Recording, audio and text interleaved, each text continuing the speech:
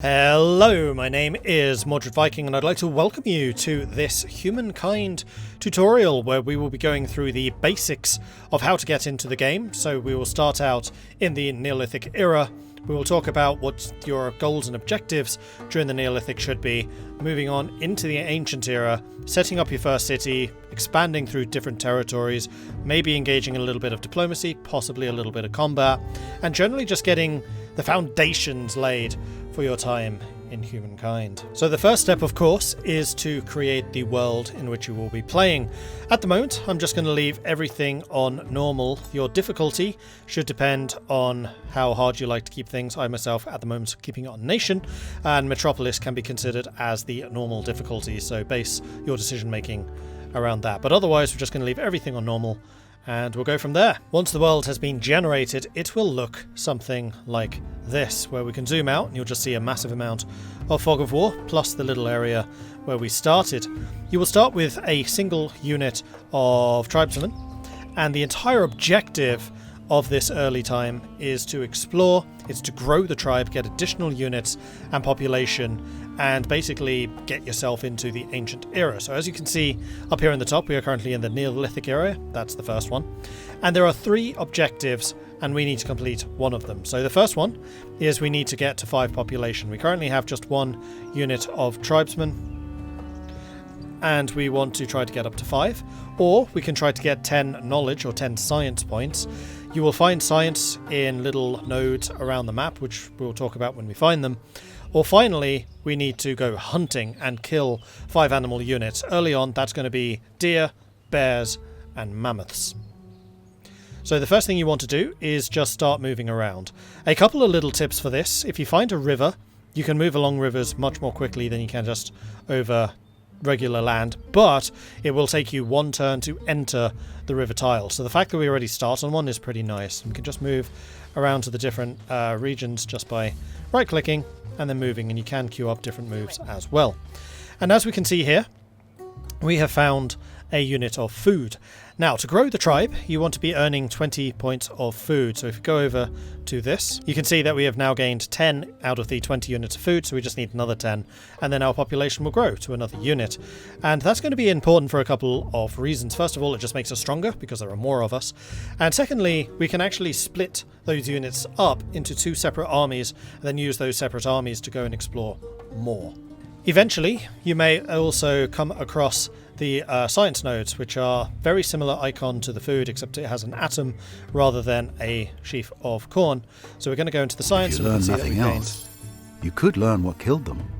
And you can see that we have gained a couple of science points. There's another one over here, so we may as well move in that direction too. The other thing you may want to know about exploring is if you get up high, you can see further. And there is in fact some more science here and some actual mountains. So we're going to just continue exploring around, and we can see that we've discovered a sanctuary. Now, sanctuaries are interesting because you can go onto it and then just start ransacking it.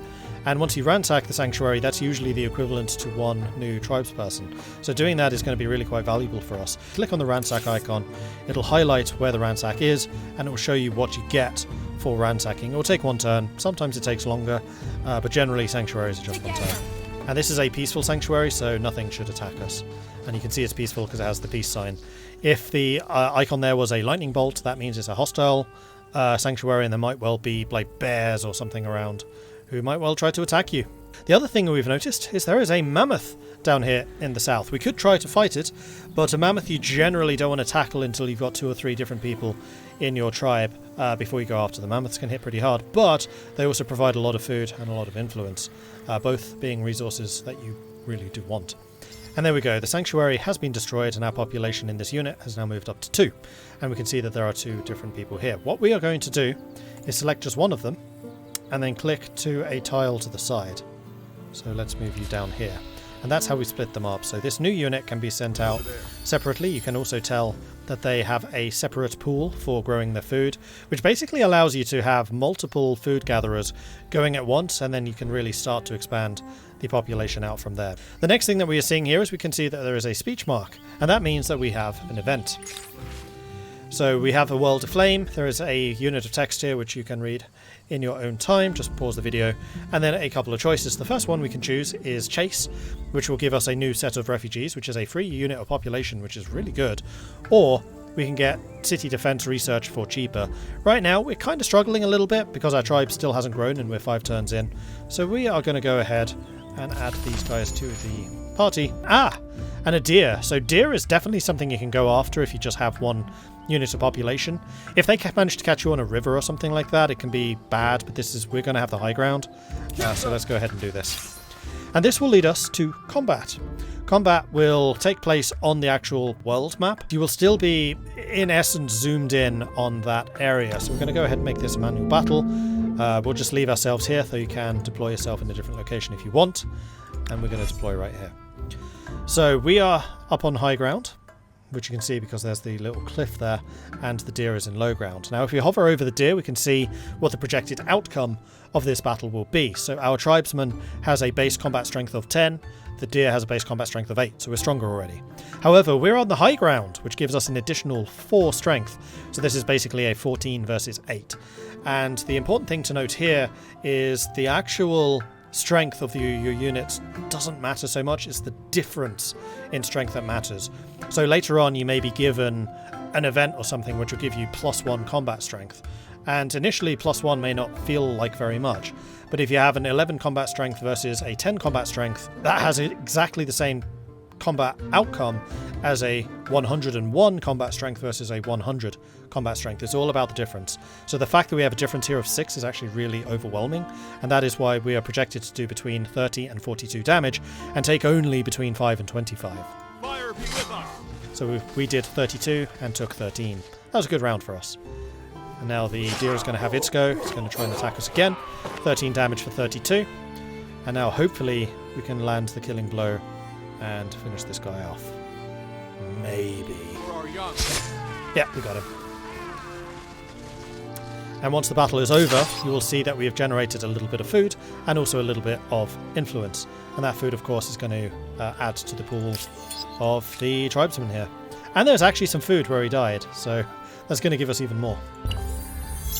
Here we can see that we have earned an era star, so we have actually completed the 5 out of 5 population because we destroyed another sanctuary up here in the north, which allowed that unit to increase in size. And you can immediately choose your next culture, or you can delay if you wish. We're going to delay just a moment so that we can basically finish this turn off. So once you feel that you are ready to actually promote, once you have completed at least 1 era star in the Neolithic era, all you need to do is click on the icon up here in the top left, and you will be presented by a list of choices.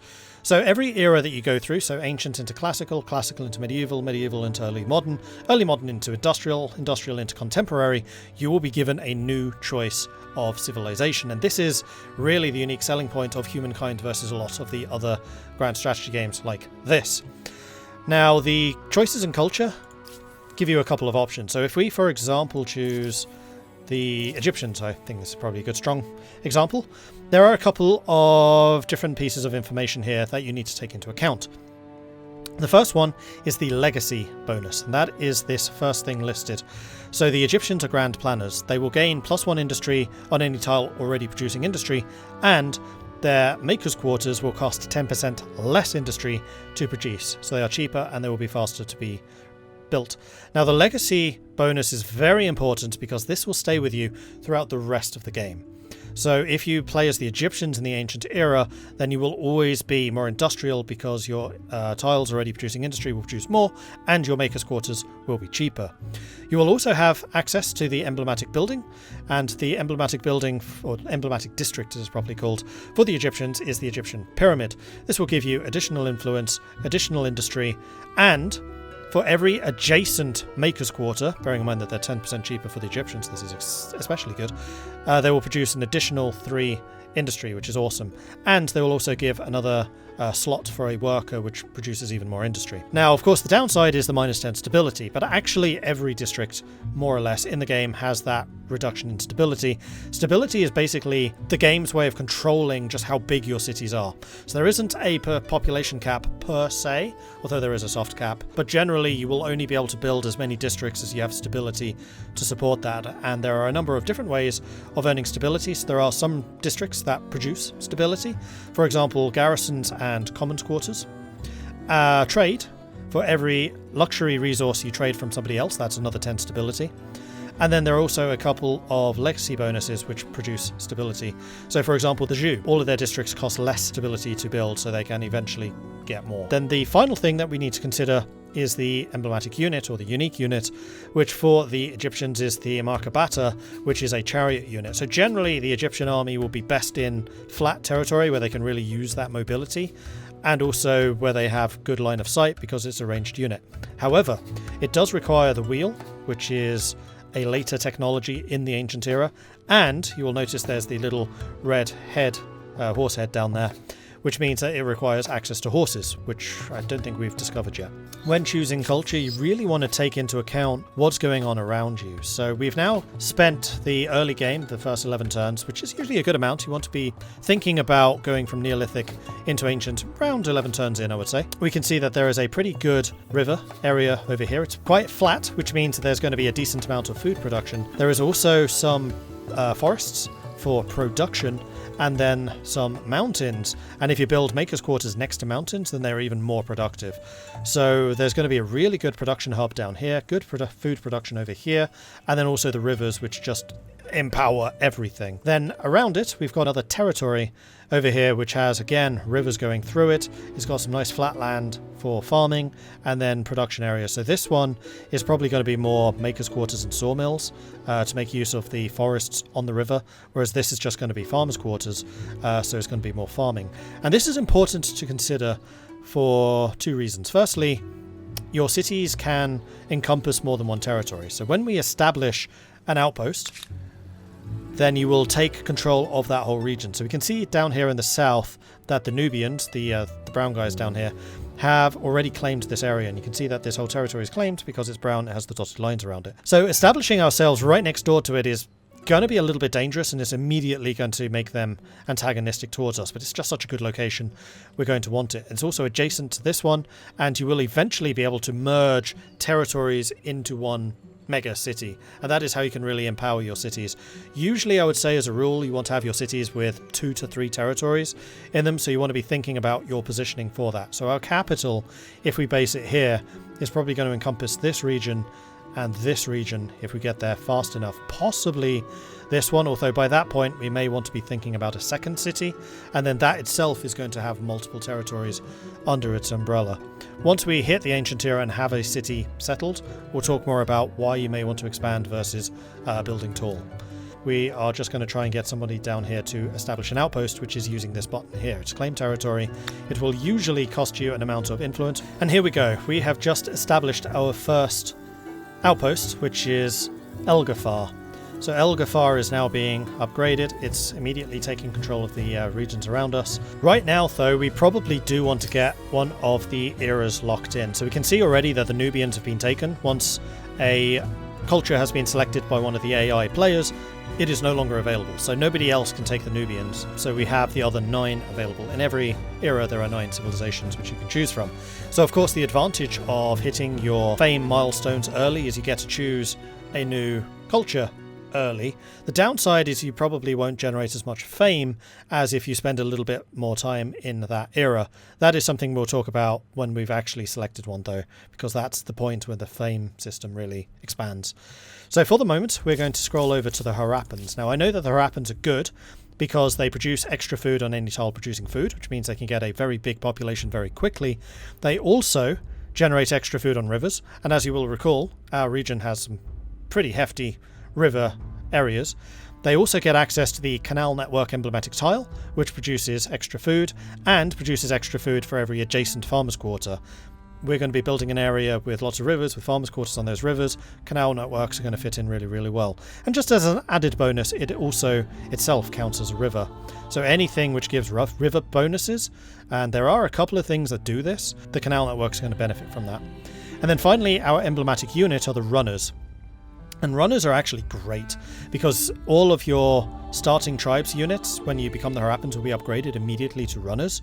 And runners ignore movement penalties in forests, which means they're very, very fast moving, strangely, considering their name. So the Harappans are just a really good beginner choice, basically. The Egyptians are a strong choice, the Harappans are a strong choice. The others are a little bit more advanced.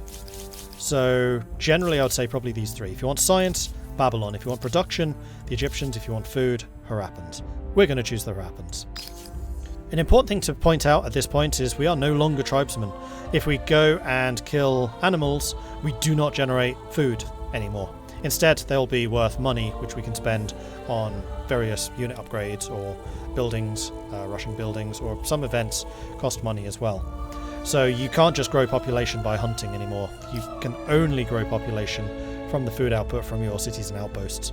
The next thing that I really want to talk about is the fame system. There is only one victory condition in Humankind, and that's the fame victory.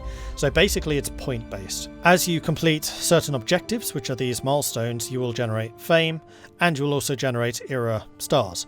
You require 7 stars to get to the next era. So once you've completed 7 of these milestones, doesn't matter which ones, then you will be eligible to become the next era. So that's how we switch from ancient into classical. Now you'll notice that one of these milestones has the priority. It's up here, pride of place in the top. That is because we're an agrarian nation. So if we grow our population, we earn extra fame. And you can see what the reward in terms of fame is just below. So going for the agrarian milestone is worth 50% more score than, say, the others.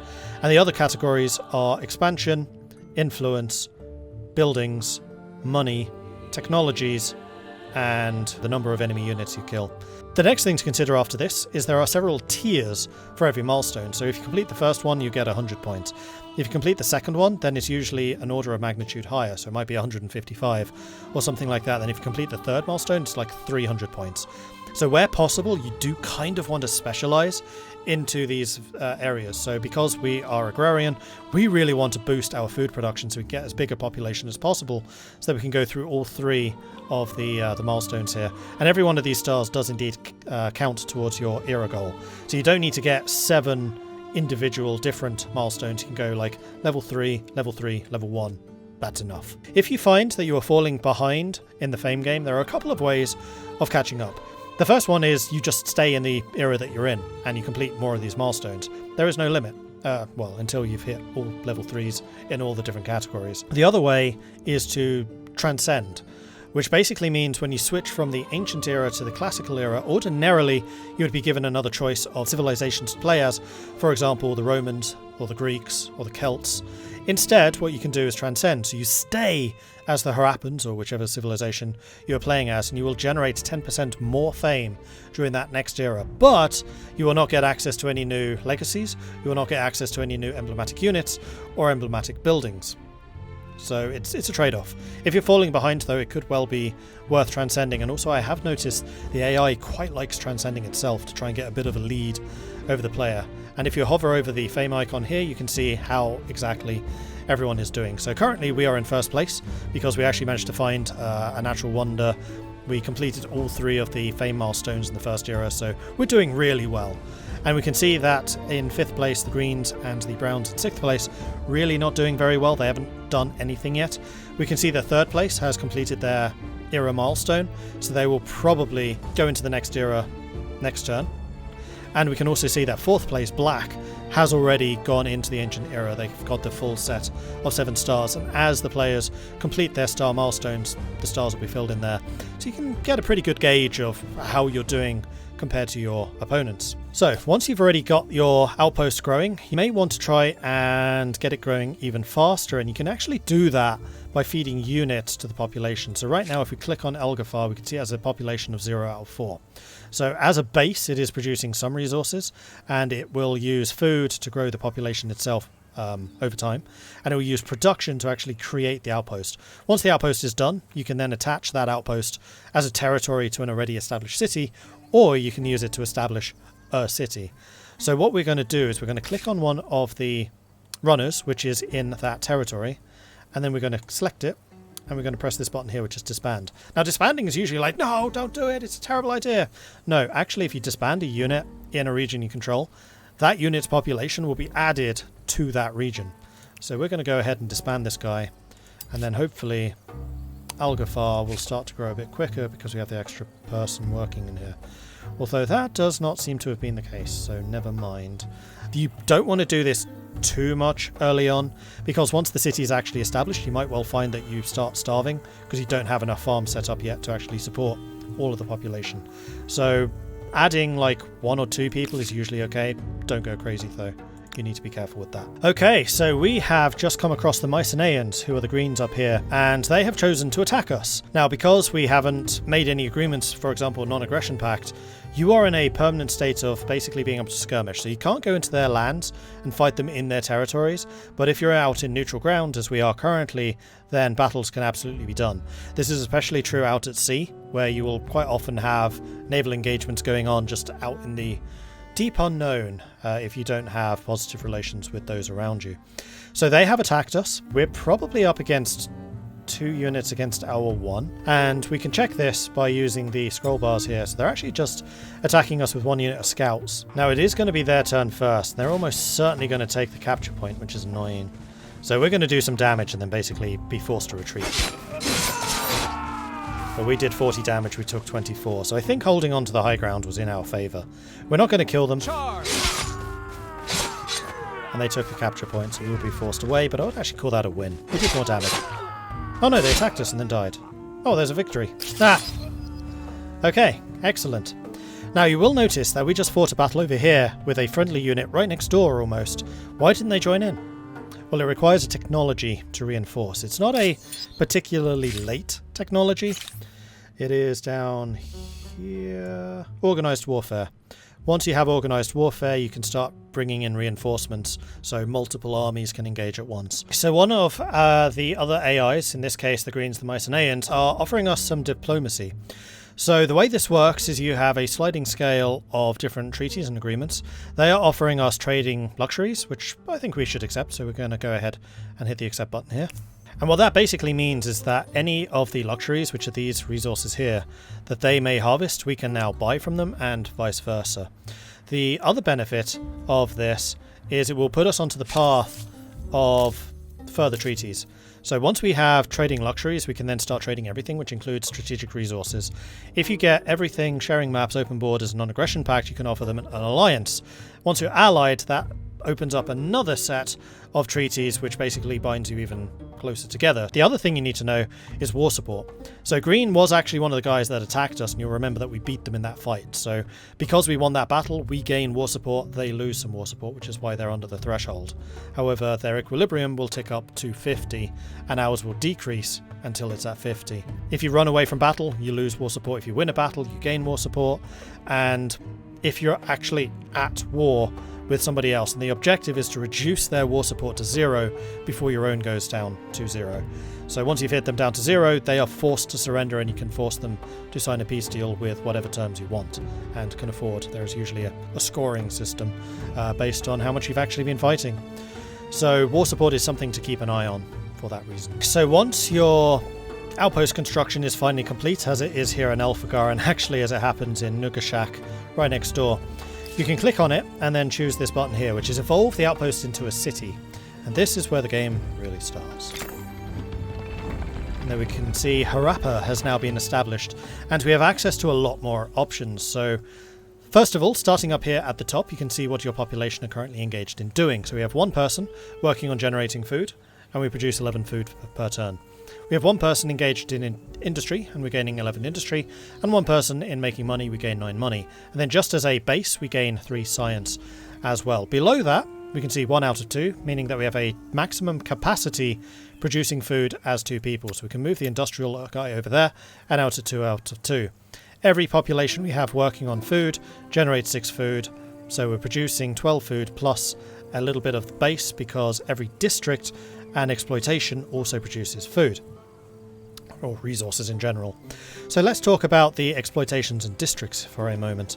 So we can see here the centre of Harappa produces food, production, influence, gold, and science, and then every tile around a district is what's known to be exploited. We're generating food, food, food, production, production, and some food. Now if we were to put down another district, so for example a farmer's quarter right here, that farmer's quarter, once it's built, would then start exploiting the two regions adjacent to it as well. So we would gain the 3 food from there and the 2 food from there, plus the food that this farmer's quarter itself would provide. So this will give an additional food and also an additional farmer's slot for another farmer going in there. The productivity of these locations will also increase over time. And sorry, I totally misread that. It gains 1 additional food for every adjacent farmer's quarter. So if you put another farmer's quarter here, then both of these would be feeding into each other and they would both generate +1. If we then had another one here, then they would all produce +3. So you can kind of see how chaining buildings together, you can really start to expand your productivity and your output. So a little bit of town planning is very much in order. So we're going to leave all the rivers out here free and open for farmers districts so we can get as many adjacency bonuses as possible, while we're going to put our production stuff out here to again chain those bonuses together.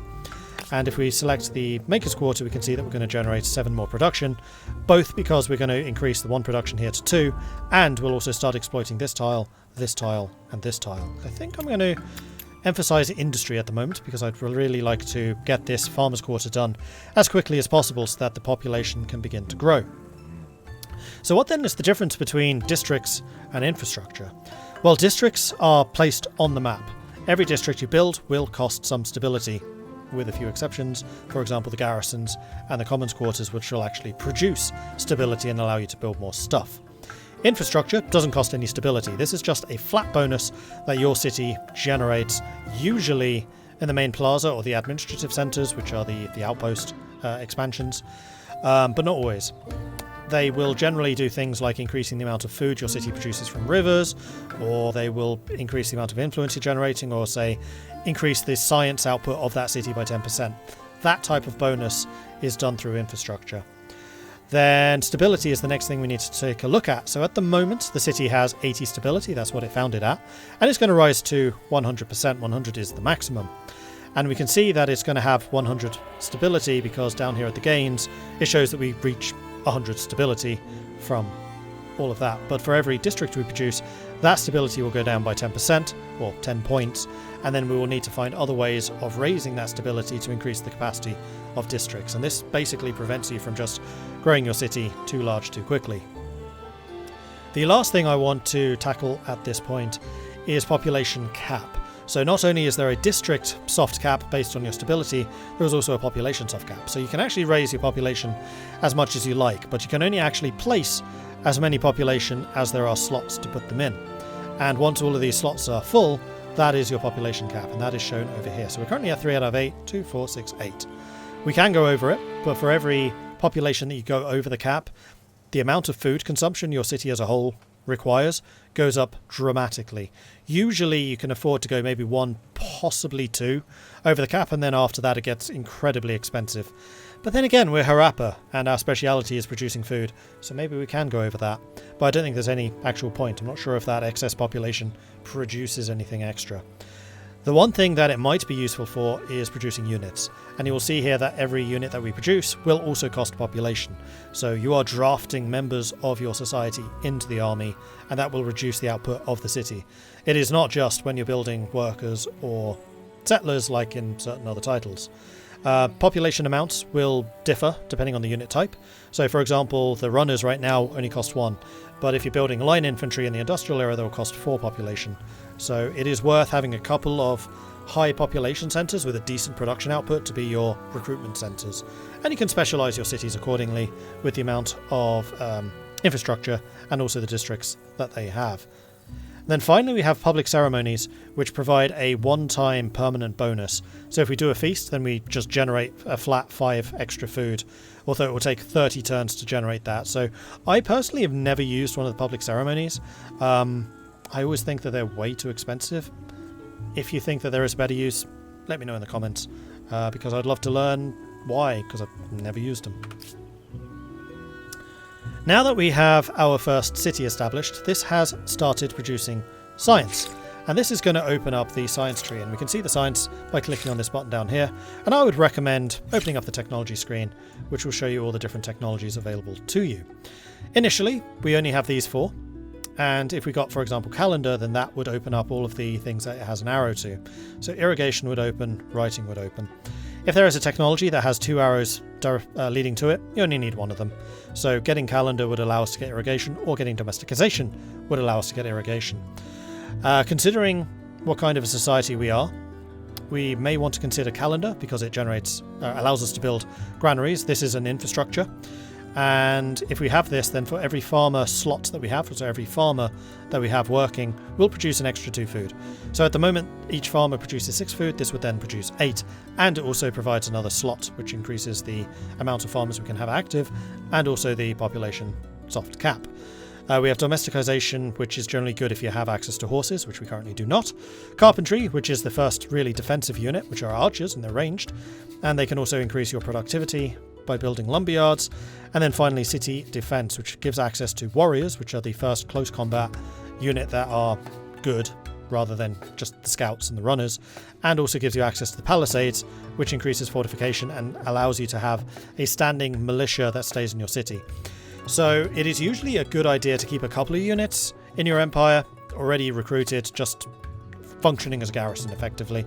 But cities that have defenses, so palisades, stone walls, bastions, etc., will also raise conscript units to fight for you.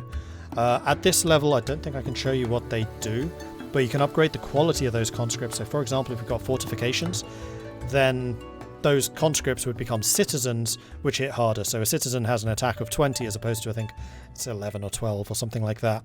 And anything with the home guard tag will appear automatically in the city, depending on the city's population and the level of its defenses. So if you are worried about being attacked, city defenses are very useful for that, because they'll also stop sneak attacks happening against you with quite such high frequency. But for now, I think we're going to go for the calendar so that we can get the granaries. It'll also unlock the artisans quarter, which will allow us to exploit luxury resources. And the luxury resources we currently have are over here. So we have access to incense, and we also have access to sage. Once we have an artisans quarter on that, we will then get the bonuses. So with the sage, we would get +4 stability for every city. We'd get +3 food for every city and +3 food for every territory. You can trade these resources with the other players in the game. This doesn't actually cost that resource. So you can trade your sage unit with as many people as you like, and it doesn't run out, doesn't exhaust. Then the next thing is the wondrous effect. So if we get the patronage technology, then that's going to allow us to build manufactories. And manufactories is basically an upgrade of the artisans quarter, which unlocks the wondrous effect. So then every unit of sage we have will produce 5% more food and also give +10 stability per unit of sage. But we need to have at least 3 of the 6 deposits of the sage exploited to be able to do that. So if we control 3 units of sage, we can then get the manufactory. Now, the next thing we want to take a look at, and this is really one of the big decision points in the game, is whether we want to build additional cities or if we want to expand the cities we already have. So you will notice over here we have the 1 of 2. This is the city cap.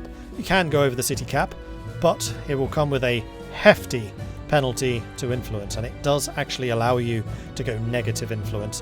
This is not good. You need influence to settle new regions. So early on, managing your influence and the amount of influence you generate is incredibly important. And that can actually make it a really good idea to build the pottery workshop as soon as you can, because that generates a lot of extra influence. So for the moment, I don't think I want to go to a second city. I want to empower Harappa itself. So what we can do is we can either click on this button, which will open up a list of all the eligible territories that can be connected to this city. And we can see that with this attach button. So if we do this, it will cost us 30 influence. We currently have 35. We may not actually want to do that because this land is claimed. Nobody else can build here unless they destroy the outpost. Now, because this is not de facto our land. This is just kind of something we've laid claim to but don't actually own. Enemy units can just wander in and start raising the outpost. So we're going to want to keep some units nearby just in case they decide to do that. The AI does do it from time to time. And then create this into an attachment as soon as possible. But actually, I think what we want to do is save the influence so that we can start claiming more territories. For every territory outside of a territory you own, note own, not claim, the price will go up. So because it's adjacent to Harappa, that only costs 20. If we wanted to put an outpost over there, it's going to cost even more. So it'll actually jump up from 20 to 80 influence, unless we turned one of these to either attaching it to Harappa or turning it into a new city, in which case that cost would then drop to 20 again. So you can't really jump regions too easily unless you're prepared to absorb the cost. Early on, you kind of do want to get your claws into as many lands as you possibly can, just because it denies your opponent from getting those. So I think what I'm going to do is we're going to establish a settlement right here. This is going to give me high ground for anyone trying to attack me from down here. It's going to control the passage down there, and it's also going to put us near the river so that we can get some food going over there, and also production from the mountains. So under what circumstances would you want to go more cities versus just taller cities? Well, the first one is obviously your city cap. You're only going to have a limited number of those. Even getting into the industrial era, that cap's going to be like 7 or 8. So you want to bear in mind just how many individual cities you can actually have. The second thing is you need to build individual infrastructure for every city. So if you have just one city with lots of attached territories, you only need to build that infrastructure once and it will affect everything. However, having more territories attached to one location will actually come at a cost of stability. There is kind of a soft cap, again, this game loves its soft caps, to just how tall you can build that settlement. But generally you want to aim for, I would say, 2 to 4 attachments. Anything over 4 is really going to become a very, very big city, and you're probably better off having 2 separate cities as opposed to just one giant one. There are a couple of exceptions to this. There are some civilizations who benefit from having really concentrated, tall, big cities as opposed to multiple cities. The other thing is, if you're in combat, then losing one battle would basically lose you that entire territory. So if you're being attacked, an opponent only needs to take the city centre. So if they were going to attack us here in Harappa, if they defeated Harappa, they would also get Nashagak, probably in the peace deal. So that is something to consider. If you have 2 cities, then they basically have to fight 2 sieges. If you have one bigger city, they only have to fight the siege once. So there is another point of empire customization, which are civics. Once you have your first cities set up, you will start generating influence. And once you have a certain amount of influence, you'll be able to start buying civics. So we've just unlocked the founding myths and legitimacy civics. So if we go ahead and click on this button down here and then show civics, we get this tree set up. So we can see that we have founding myths, and we can click on that and then make a decision. So we can choose to either be natural right, which will increase the amount of influence our main plazas generate, or we can have the divine mandate, which will start producing faith on our territories. If we want to have a strong religion, then we're going to want to start increasing our faith output, but we're early on, it's going to be a lot of competition. I think we'll probably go for natural right so that we can get the influence going. However, this will cost some influence itself. It is absolutely a choice to not take a civic. You don't have to. So one of the civics that comes up is slavery. You don't have to embrace slavery, just say no. But the other thing you want to consider is the civics bars, which are these things. So at the moment, our civilization is entirely through the centre. We are completely balanced. We've made no decisions. But if we adopt natural right, we will actually become slightly more progressive. It moves our civilization 3 pips towards progress. Whereas if we take divine mandate, it's going to move us 3 pips towards tradition. Now, what does this matter? Well, if you keep your civilization balanced, you will actually generate additional stability. So part of the reason that our cities are so stable as they are is because we're completely balanced. But as we start to make decisions, as we start to mold the civilization a bit more towards how we are playing, then that stability bonus will be lost. And there are 2 tiers on either side of balanced which will change your modifiers. So using the tradition versus progress bar, we can see that if we make it into this section, which actually choosing natural right would do, our stability bonus will drop from +10 to +5, but we'll start generating 5% more science on any cities and outposts. Then if we go extreme and hit this level, then we'll completely lose the stability bonus, but we'll go 10% additional science on the city or the outpost. Whereas if we go tradition, then we will gain 2 additional faith on territory, which actually compounds really nicely with that, which would actually move us to that level. But our stability bonus will drop down to 5. And then if we go extreme, we generate 4 faith on every territory that we own. Now the next axis we have is this one, which is authority versus liberty. If we become increasingly authoritarian, we will trade in the stability for vision and detection range, which will allow us to see a little bit further out. This is very good for spotting enemy armies and naval units as they're moving around, and the detection range will make it far more difficult for things like saboteurs and spies and guerrilla units to infiltrate your lines and start doing some damage. And that will double when you get full authority, whereas if you go down the libertarian route, then you will gain additional influence on emblematic districts. Remember, the emblematic districts are the unique districts that your culture can build. And if you go fully, then you get +4. Then this axis here is homeland versus global. So if you go for globalization, you gain additional food on your cities and outposts. And if you go for the homeland, then you gain extra combat strength. Now bear in mind that the +2 may not sound good, but it's always based on the difference in combat strength, not on the actual amount of combat strength. So a unit with 10 combat strength fighting against an 11 combat strength is going to hit just as hard as a 100 combat strength against a 102. So gaining that +2 means that difference is going to be greater, so you will hit harder. And then the final axis is collectivism versus individualism. If you become individualist, then you'll start to generate more money. And if you go collectivist, you'll start to generate more industry. And you can see over time you'll start to mold just how your civilization functions depending on your decisions with the civics. And then there are also a couple of events that will pop up which will further influence your civic choices. Different civics will unlock over time. There are other unlocks. So for example, if you go to war, then you'll start to get the wartime civics, making you choose how you want to handle your military. If you are doing a lot of religious stuff, so you have a really strong faith output, then you'll start needing to make decisions about your religion and the civics based on that. And these can really quite dramatically change the rules and your behavior of the civilization. So one of the really big ones, for example, is instead of using influence to expand territories, you'll spend money. So if you're a very wealthy civilization like the Nubians or the Phoenicians, you may well actually want to spend money because you're going to have a lot of it rather than influence, so you can save that influence for something else. Creation of our religion. So we can choose between polytheism and shamanism. So what's the difference here? Well, polytheism means that we get +5 faith for every attached territory. So for example, if Nushgak gets added to Harappa, then this will produce 10 faith, whereas the shamanism is based purely on population. So right now it would be a lot better to go polytheistic, but over time shamanism is probably actually going to have a higher output, particularly if you're building Tour with a large population. We're Harappa, we're all about population, and I do think that eventually we will scale to having more than 10 population, so we're going to go with the shamanism as the choice here. And that is going to unlock the religion overview, where you can start to think about what tenets you want to have. So you will need to convert people, and the way you convert people is just by having lots of faith. You can convert both your own people and also people from other civilizations if you generate more faith than they do. When you hit the threshold of 25 followers, then you'll be able to unlock your first tenet, which can modify the way that every one of your religion works. So for example, be in harmony with nature will mean that rivers provide 2 additional stability, which would be great for us. We love rivers. Being in harmony with nature would be fantastic for the Harappans. Or we could say that mountains produce influence if we have steel knot.